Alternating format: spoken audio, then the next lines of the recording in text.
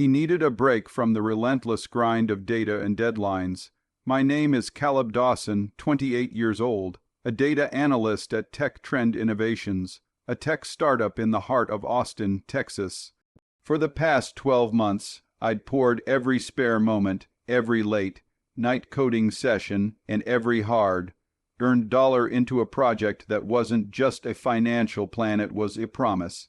I'd built a $60,000 trust fund to secure my parents' retirement, a tribute to their decades of sacrifice as public school teachers in Austin's sprawling suburbs.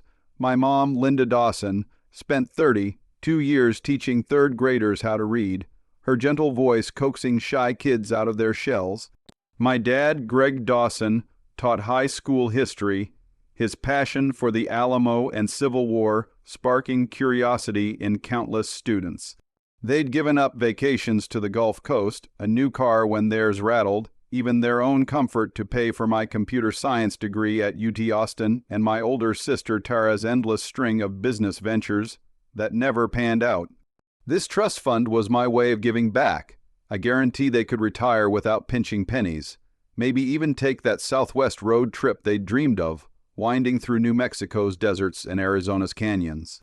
I'd worked overtime, skipped craft beer nights with colleagues, and funneled every bonus into the fund, meeting weekly with a financial advisor named Karen, who helped me structure it to grow steadily over time. The plan was to surprise them at our family's annual reunion barbecue, a big Texas tradition in our suburban neighborhood, with aunts, uncles, and cousins from Dallas to San Antonio gathering under oak trees strung with lights. I'd rented tables, booked a local country band, and even designed a banner that read Dawson Family Legacy. I pictured the moment, handing them the trust documents as the band played Willie Nelson covers, Mom's eyes tearing up, Dad pulling me into one of his rare, gruff hugs, the family raising Lone Star beers in a toast to their future. It wasn't just money, it was a legacy, a way to honor them before I moved to Seattle for a new role leading Tech Trends Date, a team on the West Coast. The move would put 0 miles between us, and I wanted to leave them with something enduring, something that said, "I see what you did for us." I pulled into their driveway at 6:00 a.m. On a sticky July morning, the Austin sun barely breaking through the haze, casting long shadows across their modest ranch-style house. My pickup truck's engine hummed softly, the bed loaded with trust fund paperwork, a leather-bound folder I'd bought to make the reveal special, and my speech, rehearsed until it felt like a song. The reunion was tomorrow, and I'd come early to help set up string lights, haul coolers of Shiner Bock, coordinate with the caterer for brisket and ribs. I was buzzing with anticipation, my heart racing at the thought of their reaction. Mom stepped up first, her graying hair pulled into a loose bun, carrying a thermos of coffee that smelled like hazelnut, her favorite. Her smile was tight, the kind she wore when she had to tell me my childhood dog had died, or when Dad's car needed repairs we couldn't afford. Behind her trailed Tara, 35, lugging a duffel bag stuffed to bursting. Her hair dyed a fresh shade of blonde, her expression smug like she'd just won something. Tara hadn't held a job longer than 6 months since dropping out of community college. She'd lived in Mom and Dad's garage apartment for 4 years, cycling through business ideas, a food truck that lasted 3 months, an Etsy store for handmade jewelry that never shipped, a yoga studio plan that fizzled when she missed the lease payment. Each time, my parents bailed her out, calling it supporting her dreams. While I watched their savings dwindle, "Where's Dad?" I asked, leaning against my truck, the morning heat already creeping under my flannel shirt. "Inside," Mom said, her voice too bright, like she was trying to sell me on something. "We've got a small change of plans, Caleb." Dad appeared, his work boots scuffing the gravel, clapping Tara on the shoulder like she was his star pupil. "Son," he said, striding over with that history, teacher tone that brooked no argument, "your sister's been through a rough patch.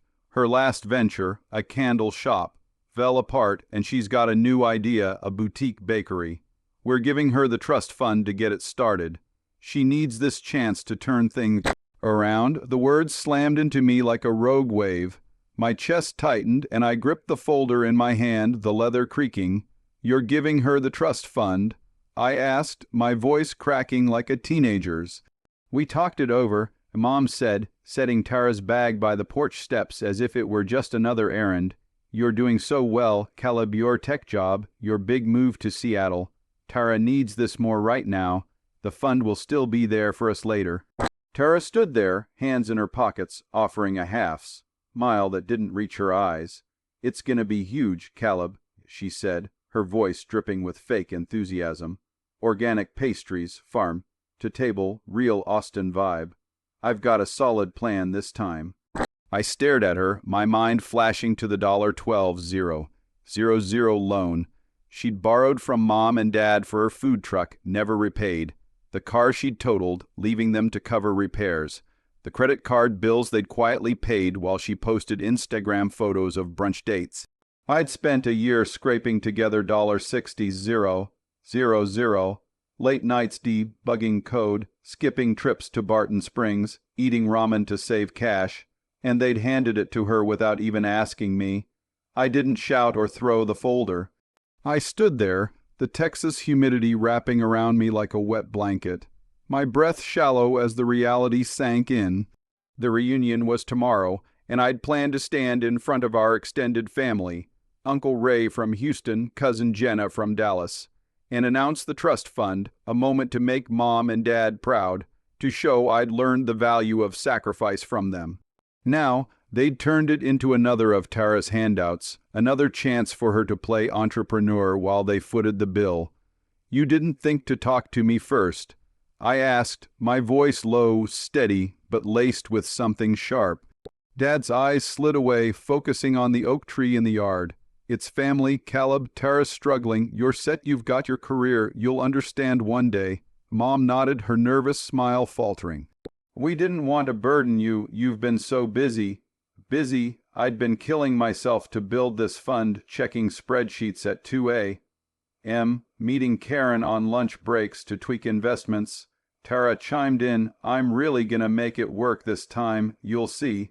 I looked at her, her smug grin, her duffel bag stuffed with who knows what, and saw every excuse she'd fed them for years.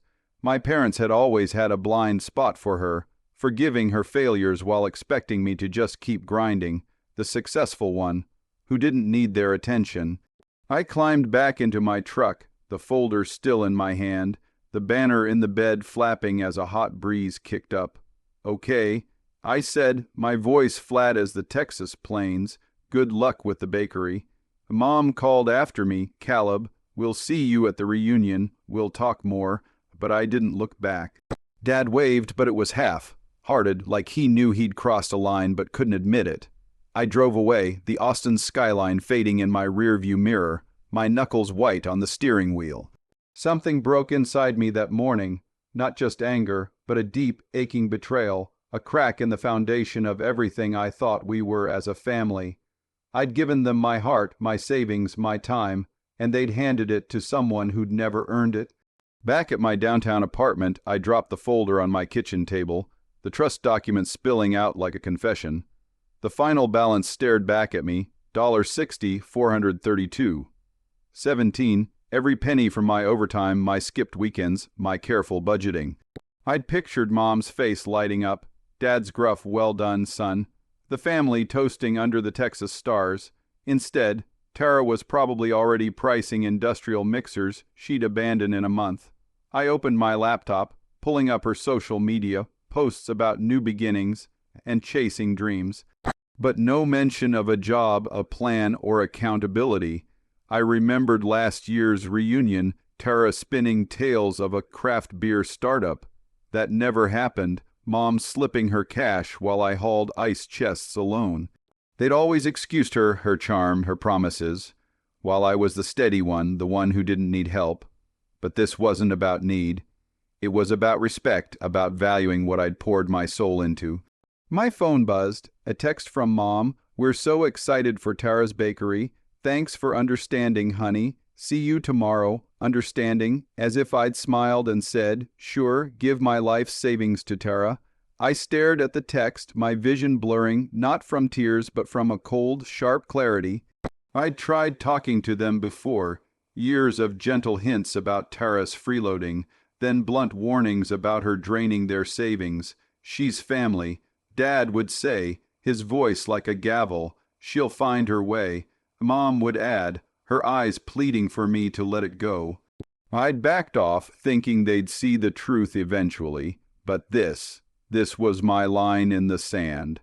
I wasn't going to let Tara squander my gift, and I wasn't going to let my parents pretend this was okay. I opened an email to Karen, my financial advisor, typing a request to review the trust's legal terms for any clauses that could protect it.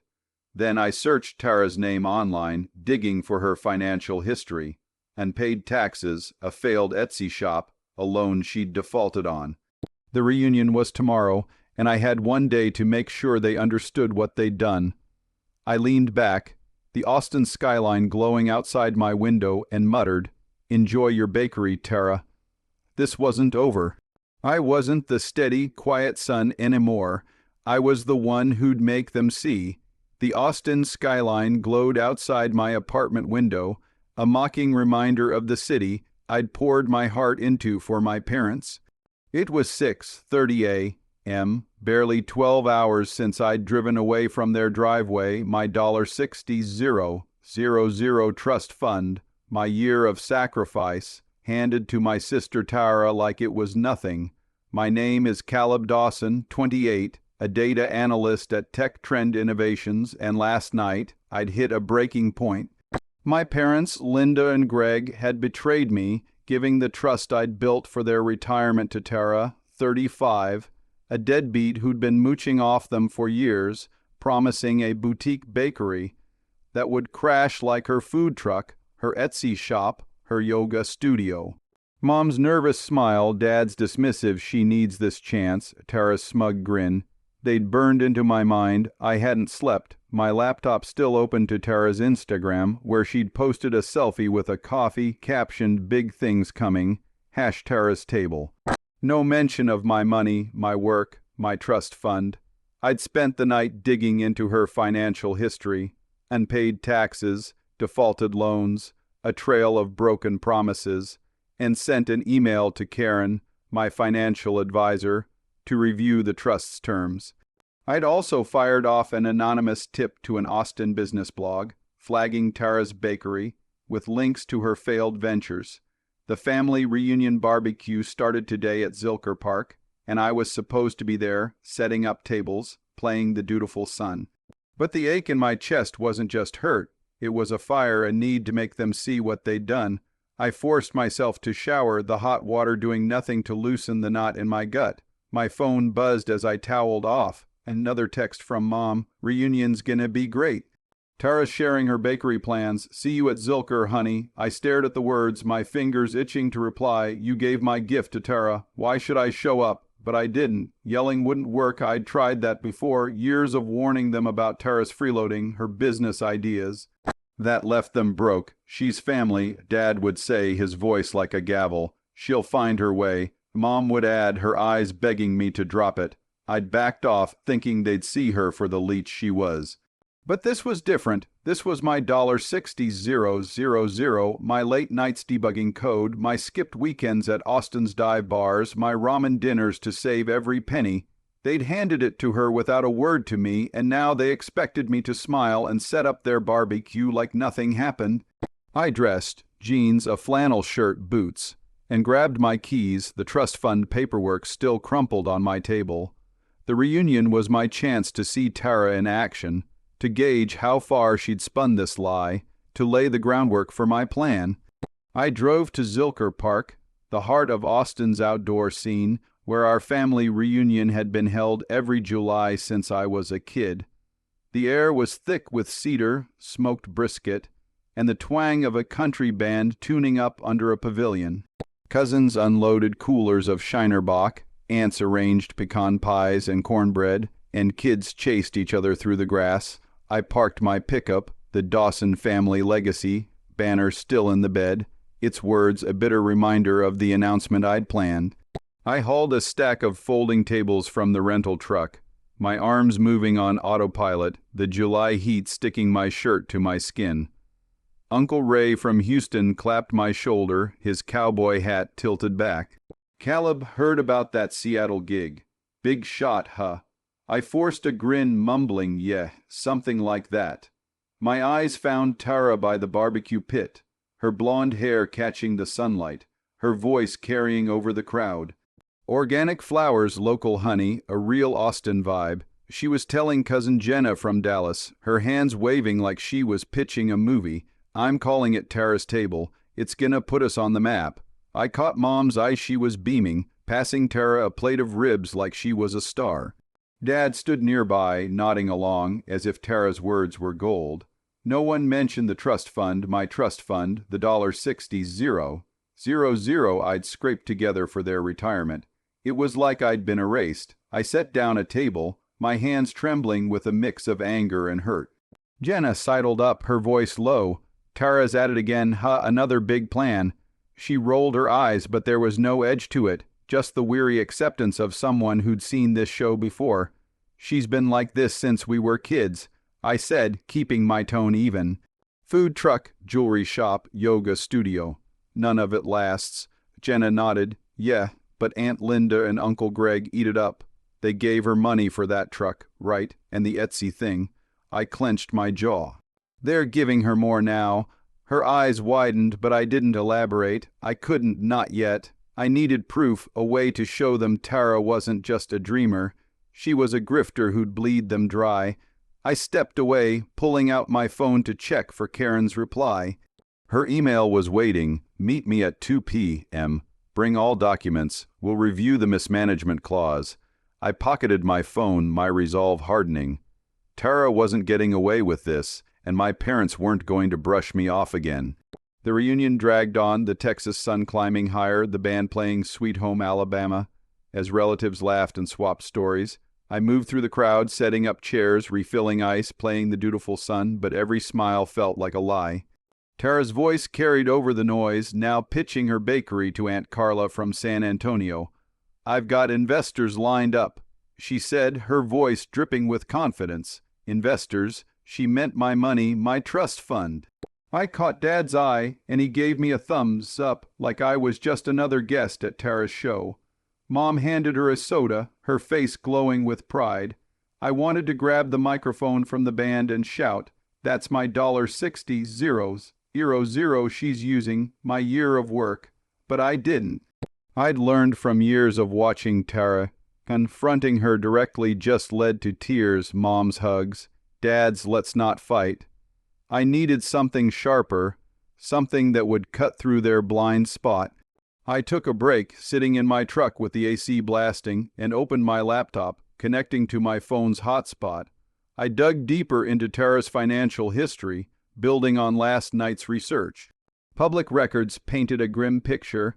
$15,000 in unpaid taxes from her food truck, a defaulted $8,000 loan for her Etsy shop, a landlord suing her for $5,000 in back rent for a storefront she'd leased for her yoga studio. I saved every document, my fingers flying across the keyboard. Then I found a gold mine, a local business forum where Tara had pitched her bakery last month, claiming seed funding, and a proven track record.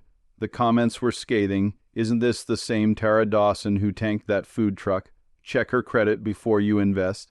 I smirked, copying the thread. This was ammunition. If Tara wanted to play entrepreneur, I'd let the world see her for what she was. I drove to Karen's office at 2 p.m., the Austin skyline shimmering in the heat. Karen, a sharp-eyed woman in her 50s, greeted me with a firm handshake and a stack of trust documents. "What's going on, Caleb?" she asked, her tone all business. I laid it out, the trust fund, my parents' decision, Tara's history of burning through their money.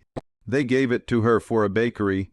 I said, my voice steady but raw, "She'll blow it in months. I need to stop this." Karen flipped through the papers, her brow furrowing. "There's a mismanagement clause," she said. "If you can prove the funds are at risk, say, due to the recipient's financial irresponsibility."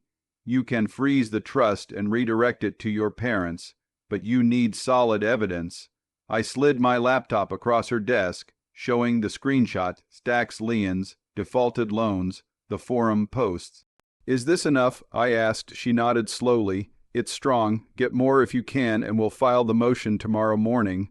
Tomorrow, the reunion's final day, when Tara would be basking in her fake glory, when I'd planned to announce the trust. Now, it would be a different kind of reveal. Back at Zilker Park, the sun was dipping low, casting a golden glow over the reunion. The band played Wagon Wheel, and kids chased fireflies through the grass. I helped Uncle Ray stack chairs, my mind racing. Tara was still working the crowd, now promising partnerships with local farms. Mom caught my arm, her voice soft. You're quiet today, honey. Everything okay? I looked at her, the woman who'd read me bedtime stories, who'd worked summer school to buy my first laptop. Why didn't you ask me, Mom?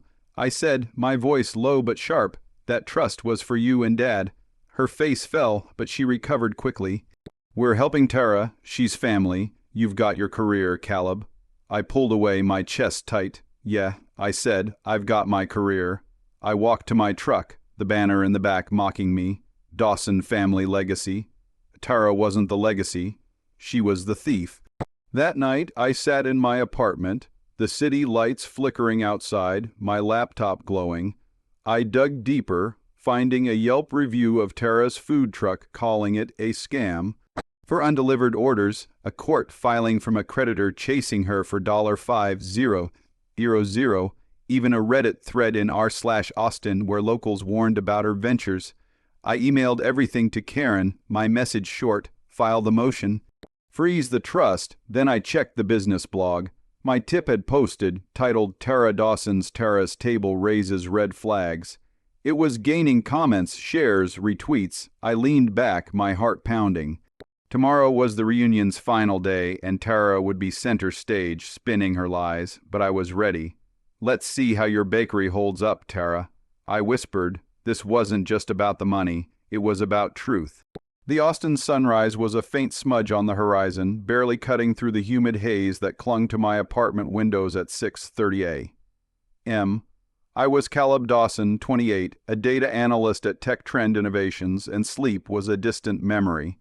My parents, Linda and Greg, had gutted me 2 days ago, handing my $60,000 trust fund. My year of grinding overtime, skipped weekends, and penny, pinching to my deadbeat sister Tara for her so-called Tara's Table of Bakery. Yesterday, at the family reunion's first day at Zilker Park, I'd watched her play the star, pitching her fake dreams to relatives while Mom and Dad fawned, erasing my sacrifice like it was nothing. I'd spent years begging them to see Tara for the leech she was, her food truck that tanked, her Etsy shop that never shipped, her yoga studio that left them with her debts. But they'd always said, she's family.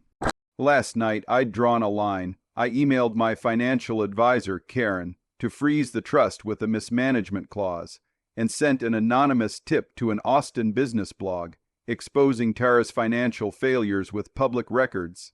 The blog post was live, gaining traction, and Karen's email was waiting when I woke. Motion filed, trust frozen, meet me at 10 a.m. to sign. My heart thumped, not with relief, but with a cold, sharp focus. Today was the reunion's second day, and I wasn't just the betrayed son anymore. I was the one setting the stage for Tara's fall.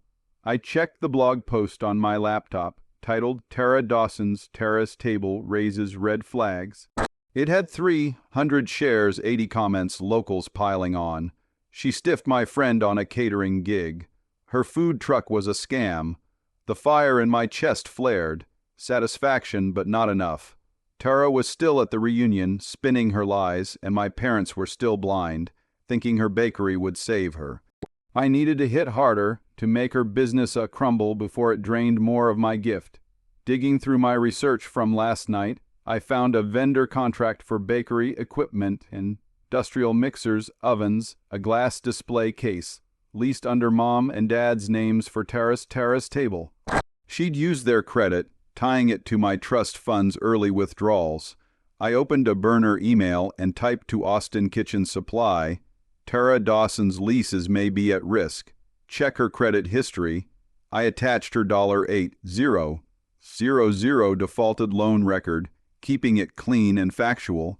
If her equipment got repossessed, her bakery dream would start unraveling today. I hit send, my fingers steady despite the adrenaline coursing through me. I drove to Zilker Park, the reunion already buzzing by 9:00 a.m. The Texas heat was relentless, the air thick with cedar, smoked brisket, and the twang of a country band playing Amarillo by morning. Cousins hauled coolers of Shinerbach, aunts set up peach cobblers, and kids tossed frisbees under sprawling oaks. I parked my pickup, the Dawson family legacy, banner still in the bed, a bitter reminder of the moment I'd lost. I was supposed to be hauling tables, but I had a bigger task. I told Uncle Ray I had a work errand, and drove to Karen's office downtown, the Austin skyline glinting like a challenge. Karen greeted me with a firm handshake, her office lined with financial certificates and a view of Lady Bird Lake. The trusts frozen, she said, sliding papers across her desk. The remaining $40,000 is in a secure account for your parents, locked until they sign off. Tara's withdrawals $20,000 are gone, but we stopped the rest. I exhaled, signing the documents, my pen digging into the paper. What's next? I asked. Karen leaned forward. The mismanagement clause holds thanks to your evidence. Stacks liens, defaulted loans. If Tara or your parents fight it, we'll need more to make it stick in court. I nodded, handing her a USB drive with last night's findings. $15,000 in unpaid taxes, a $5,000 landlord lawsuit, a Reddit thread trashing her food truck. This enough? I asked. She scanned the files, her eyes narrowing. More than enough. I'll file a follow-up to strengthen the case. You're playing hardball, Caleb. I met her gaze. They didn't give me a choice. Back at Zilker Park by noon, the reunion was in full swing, the band now playing Wagon Wheel, as relatives laughed over plates of ribs. Tara was near the pavilion, her blonde hair catching the sun, pitching her bakery to Cousin Jenna and Aunt Carla. Local farms, artisanal pastries, a real Austin vibe, she said, her voice loud, confident. I've got suppliers lined up, equipment coming next week. I clenched my fists, knowing those suppliers were my parents' credit, my trust fund. Mom handed Tara a lemonade, her smile radiant, while Dad nodded like he was at a TD talk. I set up a folding table, my movements mechanical, my mind on the vendor email.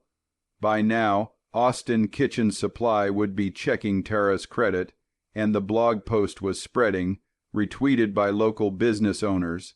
I checked my phone 500 shares, comments piling up. Tara Dawson's at it again, avoid her bakery. I slipped my phone away, a grim satisfaction settling in. Tara's house of cards was wobbling, and she didn't even know it.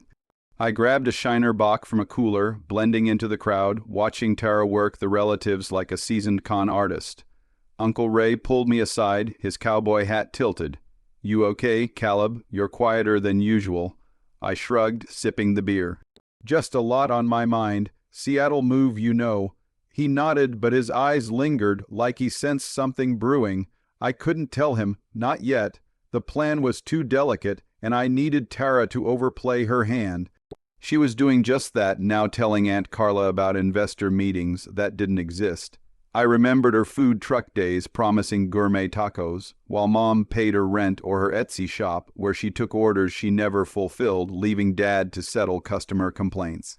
I'd cleaned up her messes before, paying $2,000 vendor bill to save Mom's credit, fixing Dad's car after Tara crashed it. But this time I wasn't bailing her out. I was tearing her down by 3:00 p.m. My phone buzzed, a forwarded email from my burner account. Austin Kitchen Supply replied, "Thank you for the alert. Tara Dawson's lease is under review due to credit concerns. Payments are on hold." I smirked, imagining Tara's face when they repossessed her mixers. She'd already spent $20,000 of the trust, likely on deposits and flash, but this would stop her cold. I checked the blog again, 800 shares, comments now from strangers, heard she stiffed a landlord in East Austin. Her yoga studio was a joke. The post was hitting Austin's small business scene like wildfire, shared by foodies, bloggers, even a local radio host. Tara's table was becoming a cautionary tale, and she was still clueless, laughing with cousins under the pavilion. I helped stack chairs, keeping my distance, my face neutral. Mom caught my eye, waving me over. "Caleb, come talk to Tara. She's so excited about her plans." I forced a smile, walking over, my beer bottle cool in my hand. "Yeah, Tara," I said, my voice calm. "How's the bakery coming?" She grinned, oblivious. "Amazing. Equipment's ordered. Suppliers are on board. You should invest, Caleb." I nodded, my stomach twisting. Sounds like a lot of moving parts. Hope it all holds together. As the sun dipped, casting long shadows over Zilker Park, my phone buzzed again. An alert from Karen. Freeze confirmed.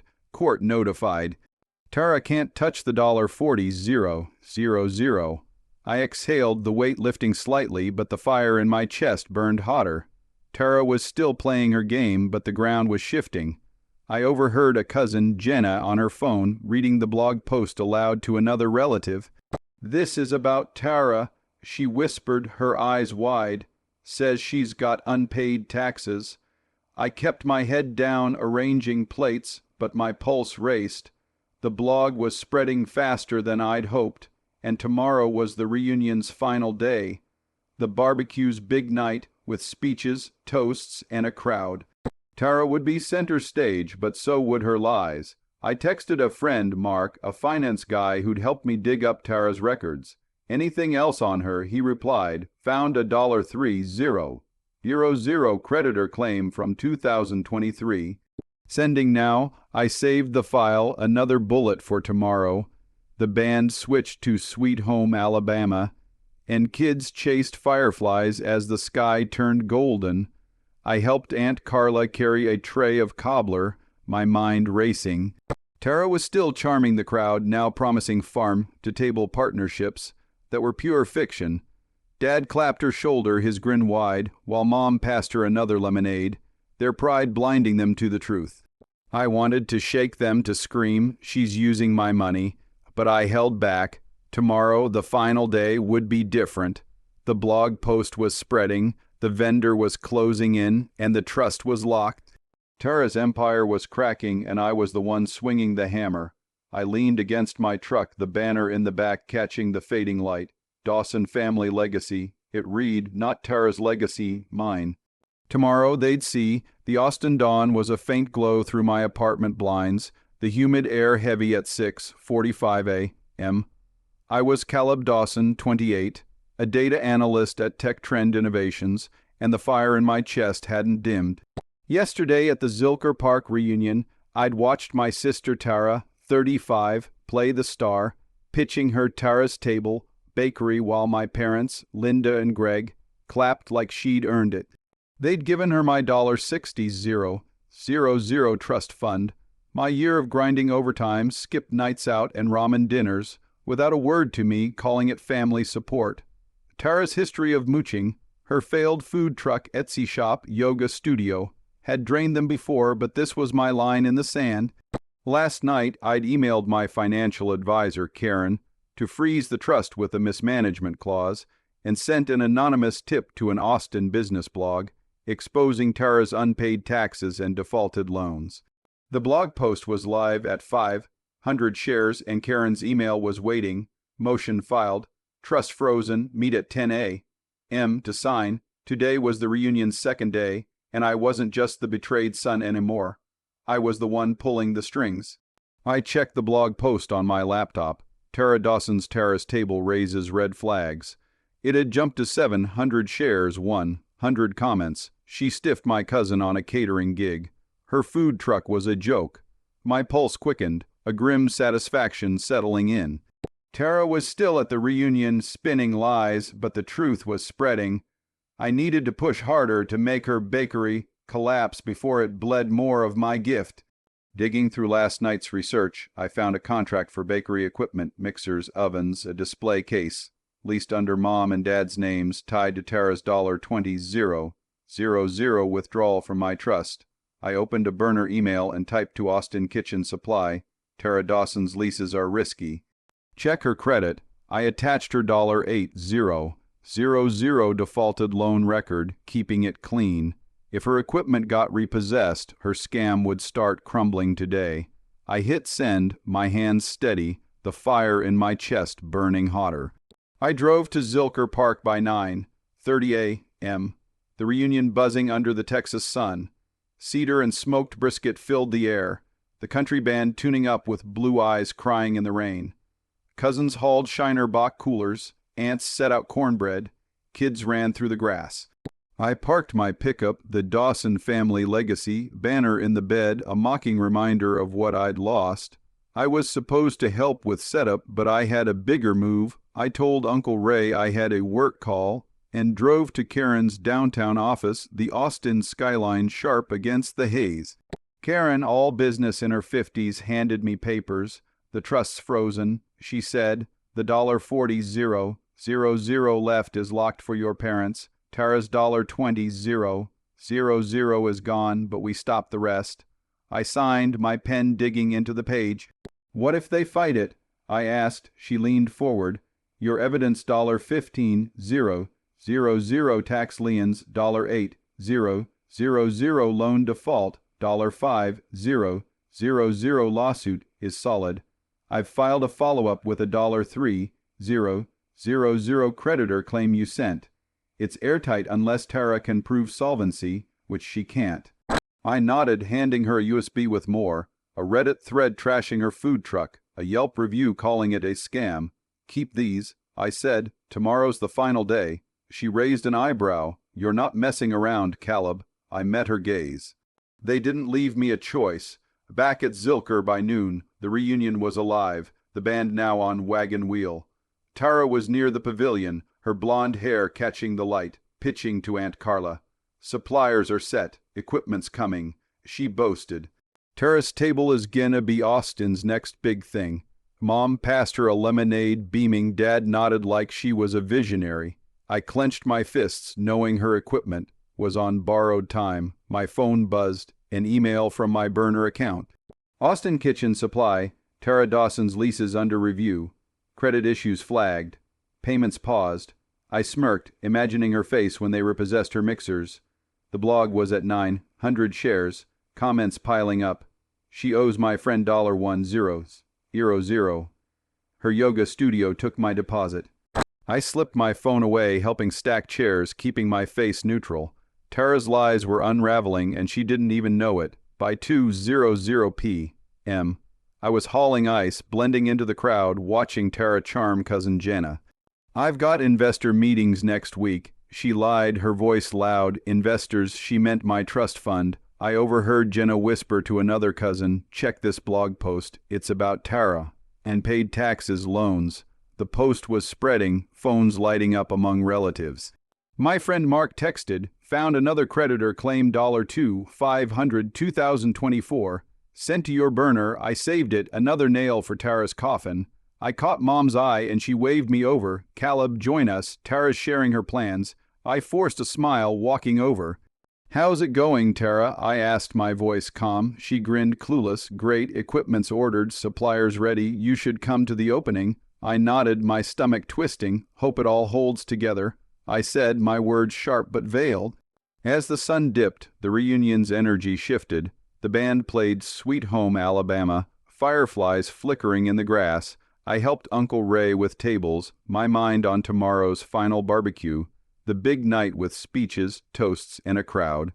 My phone buzzed. Karen, court notified. Freeze is ironclad. Then another from Mark. Blogs at 100 shares. Radio host mentioned it. Tara was still working the crowd, promising farm-to-table partnerships. But I saw cousins checking phones, aunts murmuring.